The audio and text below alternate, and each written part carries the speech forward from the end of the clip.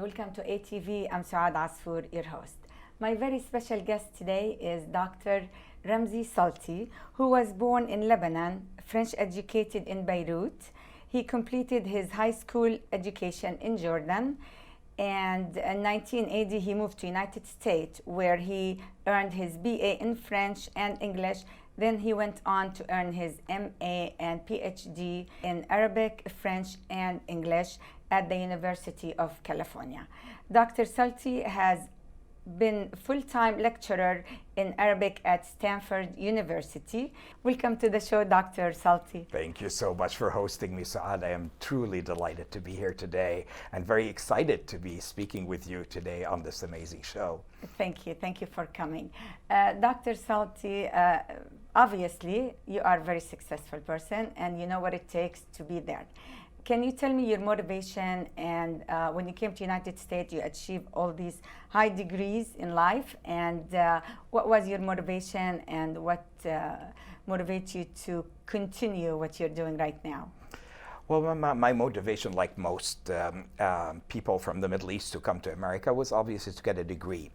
But in my case, my family back home in Jordan had a company where they sell steel. So it's like a steel company. Mm-hmm. And everybody that's related to me, especially the men, were working for that company. So I think it was kind of expected of me to go on to work for that company. So, to come maybe to America and get a degree in business or in something that would be helpful to the company. But ever since I was a kid, Saad, I always wanted to write. I always wanted to explore the world of music, of art, of culture. And that made me a little bit of a black sheep of the family. So when I came to America, I decided, this is my chance to do what I really want to do and follow my passion and sort of break with the tradition in my family. So it was a very risky move because, needless to say, I didn't have much encouragement from my parents initially. But as time passed and I did my double major in French and English at Santa Clara University, went on to the University of California at Riverside to get my PhD in comparative literature, everything sort of fell into place. And I'm a firm believer that if you stick to your dreams and you don't let other people sort of dissuade you from what you want to do, that you can get there. And a nice closing note here is that my father, who was initially so afraid that a career in literature would not lead anywhere, was probably the proudest individual when I got my job at Stanford and became a lecturer at Stanford. So the motivation is passion, and I hope that continues throughout my career there. That's good. That's great. We're very proud of what you're doing. Thank you very much. And what you're doing, actually, no one else is doing right now. I mean, knowing in this area, I don't know too many people doing what you're doing. So what exactly are you doing teaching Arabic at Stanford University? What are you doing to preserve our traditional and cultural? Well, I'm part of a really good program at Stanford, the Arabic program there, so I'm surrounded by very creative people. My co-lecturers there are amazing. But I think the thing that I'm doing on the side addresses your question more specifically, and that is the radio show. Mm-hmm. The show Arabology, which airs on KZSU 90.1 FM from Stanford, and we reach the entire San Francisco Bay Area. That show is probably a lifesaver for me. It enables me to let out the creative juices that are flowing in terms of exploring the music, the culture, at a time where, the Arab world seems to be so systematically demonized. Mm-hmm. I find that through the radio, which is not really a political show, but through the radio, I'm able to showcase cultural productions coming in from the Arab world to Arab Americans as well as to Americans in general. And in doing so, hopefully counteract some of the stereotypes that we encounter so often in the mainstream media. So what is it exactly your main goal to accomplish through the radio? I think it's to dispel those stereotypes, those very harmful stereotypes of the Arabs, whether it's Arab women or Arabic music or Arab culture in general. I mean, I can't even say Arab culture as if it was one, but the many, many cultures that exist within the Middle East. So my show focuses more on music, poetry, literature, rather than it being a political show. Of course, there's a political discourse that takes place, but that to me is secondary. The idea is to make it a positive show that spotlights the amazing amount of talent we're getting from the Arab world, and who rival any international talents of your choice, meaning whether it's music, alternative Arabic music, Arabic hip-hop, Arabic post-colonial poetry, feminist poetry, women writers, marginalized sexualities, anything. It's all there, and it's booming. Wow. Despite the situation, it's booming, and people don't understand that with the turmoil we see and the negative images and the violence and the horrible stuff going on there is a booming scene that is sort of overtaking the Middle East.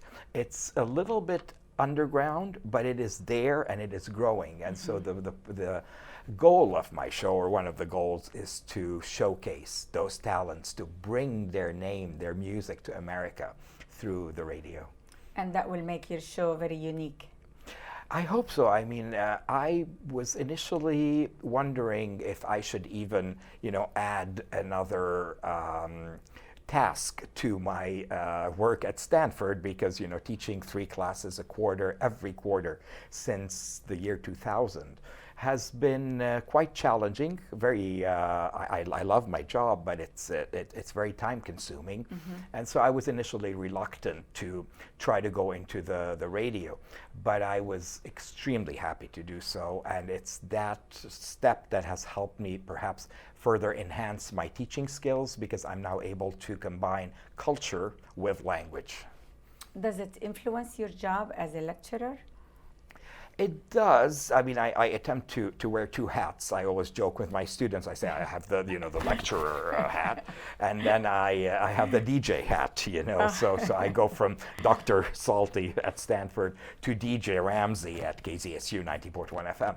But frankly, they're not so different. Meaning, I'm a firm believer that if you're going to teach language to Americans, and we have amazing students at Stanford who are very eager to learn the Arabic language, you cannot successfully teach the language if you don't incorporate a cultural element. And so especially music and indeed and stuff. Exactly, those kind of cultural productions, whether it's music, they help people learn a language much faster.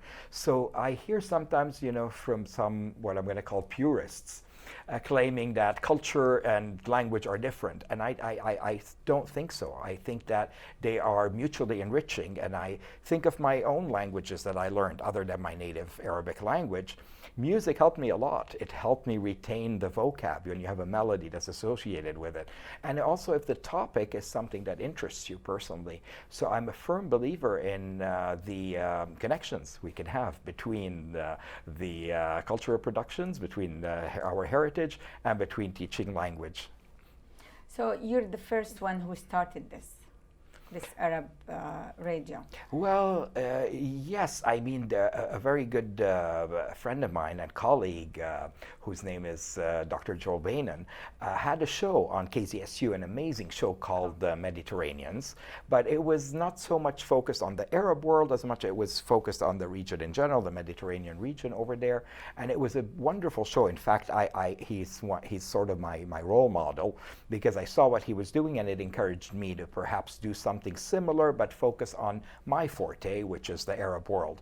And so that's what I ended up doing, was sort of making a space for myself within the KZSU family, and creating a show that I eventually called Arabology, after doing my training as a DJ and all that. And so I'm very proud to say that at this point, this is probably the only show on KZSU that specifically centers on Arabic music, or the Arab world in general. So what's the basic qualification that you have to have a show like that?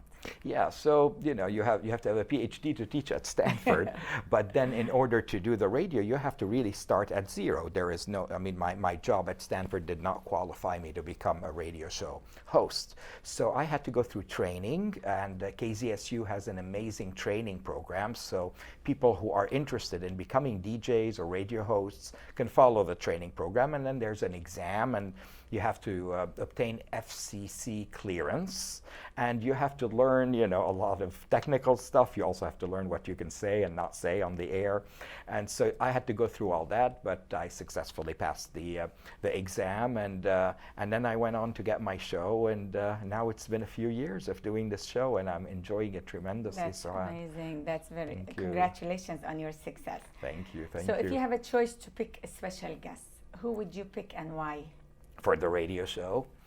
Well, I don't want to embarrass you, Suad, but you would be on that list. Thank you. Seriously, Suad, you are a shining example of an Arab American woman who is attempting in her own way to do what I'm trying to do through my teaching at Stanford and through the radio, and that is to counteract those negative images we keep seeing.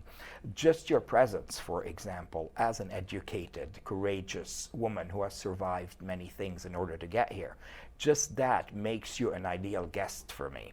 Oh. This is the kind of guest I like to have on Arabology, because people look at you and they hear about your journey, whether it's Suad Asfour, whether it's any other successful Arab American, and they get inspired. They feel that they can do it too if they're Arab American, or at the same time, if it was just an American with no relation to the Arab world, their vision of, for example, the Arab woman, in your case, would be dispelled, would be shattered, because you don't live up to those stereotypes. Doesn't mean nobody does, but you are sort of breaking ground on your own. Oh, but thank you for choosing me. Thank you so much. That's true. So what do most Americans don't understand about the Middle East or the Arabic culture? Yeah, You're having a hard time in explaining all this stuff to them, or you try to pound on it mostly? Yeah, I mean, I think that in essence, Americans want to learn about the Middle East. I think they want to question what is going on in the media. I think that they're not given that outlet, so that all they see in mainstream media is one side to things, and that's, of course, the wars and the violence and the horrible Right. hatred that's going on there, which exists. But but it exists not sort of in a vacuum. It exists, but in the same society that is also simultaneously producing amazing poets, amazing writers, amazing musicians. The amount of cultural productions coming out of the Arab world since the Arab Spring has been awesome. It has been completely impressive, and it's not stopping. It shows no sign of stopping despite the circumstances. So what are some of the complications that the Arab American people are going through right now after the Arab Spring and after the evolution? We know it started a few years back and it's still going on.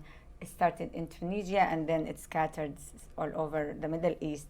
And that has a lot of effect on the Arab people, whether they live here or they don't, or they live there. So what kind of problem right now they're dealing with, and what are we missing? What's going on? Yeah, I mean, being an Arab American and a very proud American, I'm in a unique position where I can maybe look at the events that have happened and are happening in the Middle East and in the Arab world specifically from a unique perspective. Mm-hmm. And I think that I'm not alone when I say that at the beginning of the uprisings in Tunisia and this Arab Spring, I think we were all caught up in a euphoria of optimism. We were so excited about the future this was going to lead to democracy and freedom and to a better tomorrow. And I think as things progressed, now not necessarily in Tunisia, but of course in other places, mm-hmm. we started to become disillusioned. I think we're currently in that state of disillusionment where we are feeling like we've been betrayed, that the Arab Spring has been hijacked, that it was never an Arab Spring, that it's turned into an Arab winter, perhaps. It's a very sort of sad state of affairs when we look at what we had hoped and where we are today. But at the same time, I will stress that the journey to liberation, the journey to emancipation, the journey of any struggle towards independence is not a quick one. So when people say, look at what the state of the Arab Spring today, I say, well, maybe it's just a stage, and we are still on the journey towards that. This is a very horrible stage we're in right now, but it doesn't mean that this is the end. Perhaps the Arab Spring is yet to bloom. Right, right. Yeah, there's a lot to actually, we need more than 30 minutes to discuss the whole thing. But you've been very busy and you teach a lot, and I'm sure, and I know that you published some books, and I didn't get a chance to read some of it, but I heard a lot about it and I checked it out. But I like to know more about the books, and I understand that it's included in small stories. And Sure. Can you tell us a little bit about your writing? Sure. So I think, Suad, you're referring to my collection of short stories called Right. The Native Informant Okay, and Other yes. Stories. I labeled it Six Stories of Defiance from the Arab World. Now, interestingly enough, I wrote that book in English. I wrote those short stories in English way before the Arab Spring. In fact, way before September 11th. I mean, this was something I wrote when I was still, I had just obtained my PhD from the University of California. And so it was something that I started writing for me because I wanted Americans to understand the experience of being Arab American.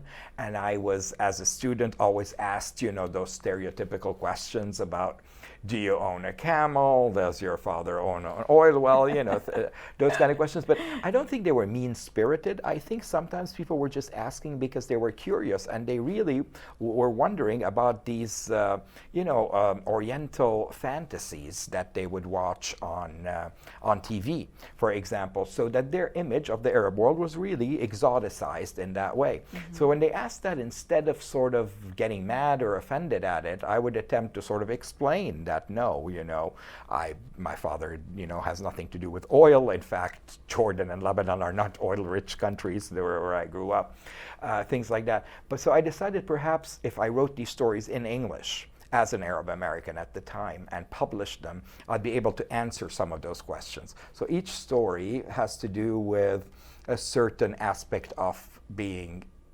Arab in the West or in the native country, and sort of juxtaposing the West and the East in a way that attempts to bridge the gap. Having said that, it did not idealize, the Arab world in any way. I mean, I was also dealing with my own issues and identity issues, and I was trying through my stories to address themes that range from women's rights to interreligious marriage to other issues that were very controversial at the time. Any other goals that you try to accomplish with your writing that you want people to grasp on? So I think when I started the radio especially, I noticed that the response I was receiving to my work, to the show, to the interviews I was recording and airing on KZSU Stanford 90.1 FM, was amazing. It was a lot more invigorating and reached a lot more people than the kind of academic writing that I was doing at the time, that I'm still doing occasionally. So I think that when we talk about, books or publications, that word publications are not limited to the written word anymore. In fact, the podcasts that I am very, very proud of, that include, music and poetry and translated poetry and short stories and interviews with amazing Arab Americans or just Arabs around the world. Those are publications, in fact. And at Stanford, I'm very proud to say that they have been honored at Stanford through the Humanities Center there, that understands that maybe in a changing world, the word media and the word publication needs to be expanded as well. That's amazing. So how did your environment and upbringing affected your writing? That's a great question, because writing literally saved my life. It did? Yeah, we're talking back in the 60s, the 70s, when I was a kid in Lebanon. And then the Lebanese war happened in 1975, and my family was devastated, as most people were, and we packed up and left Lebanon, and we went to Jordan. When I got to Jordan, it was a culture shock. I mean, we came Yes, from totally. yeah, especially in the 70s. I mean, Jordan is an amazing country, especially now. But at the time, it was kind of a culture shock to go from the Mediterranean, from Lebanon to a very desert climate to Jordan. And here I went to Jordanian school. And I spoke French, and I had a Lebanese accent at the time, and people would laugh, at me a little bit. And so I really did not feel that I belonged for a long time in Jordan or in Lebanon. But that's tough, and you did very well, and you got your high school diploma without any problems. Thanks to Usually writing. it affects. Yeah, so thanks to writing. So what would I do when I would have a bad day or I would feel lonely or out of place at school? I would go home and I would write stories. And thank God I love my parents for being proud of me for writing these short stories. I mean, I remember I would write these short stories and my parents would literally show them to guests who would visit us at home and say, look at what my kid did. And people would sit and read my writing. So I had that gratification. But at the same time, I was writing out my pain. I was writing out my frustrations. And to get into your freedom, to get yourself out there. Right, because you couldn't achieve freedom any other way, and you don't want to bottle it all in. So I would write it out, and I continued to do that throughout my life. And maybe these days I'm talking it out and recording it out, but it's the same process. It's very cathartic. Yeah. So in your opinion, what is the deepest measure of freedom? Speaking of all this going on in the Middle East. That's such an amazing question. And of course, if I had the answer, I would be implementing it right now, because who doesn't want freedom for everybody and who doesn't want peace? But I think we have to understand that freedom is something you have to fight for. And by fight, I don't mean necessarily by violence, but you have to struggle towards that. You have to look at other struggles for freedom and see how you can learn from them. And it also has to do with for me, with building bridges. Meaning you can't say, this is my culture and I'm a closed off and I want to get freedom, or copy the West blindly either. So it's sort of a mixture between looking at the West and certain concepts of freedom and adopting them proudly, at the same time looking at our own culture and our own concept of freedom. And the answer is probably somewhere in between. Yeah. Well, going through all these changes, and you've seen many changes happen in this, especially since you came to this country. So what do you wish you knew then? What you knew then, what you know now. I mean, what do you think? What would you do different now that you have all this experience? Yeah, I mean, I came to America in 1983. I was 17 years old, and I had just graduated from Jordan, from school in Jordan, the National Orthodox school there, and came to Santa Clara University here in the Bay Area. And boy, it was such an exciting time, and I had a vision of America that I wanted to, sort of verify. And certainly it more than lived up to my vision. Now, America in the 80s was very different than America today. Right. And especially in terms of being Arab American. I mean, I hate to say it, but 9/11 changed everything. Yes. And so when I talk about the America that I came to in 1983 and the post 9/11 America, they're so different. And sadly for Arab Americans, the Arab American experience was suddenly tainted. I mean, we went from being part of the American structure and social structure and being just sort of, you're an American who happens to be from the Arab world.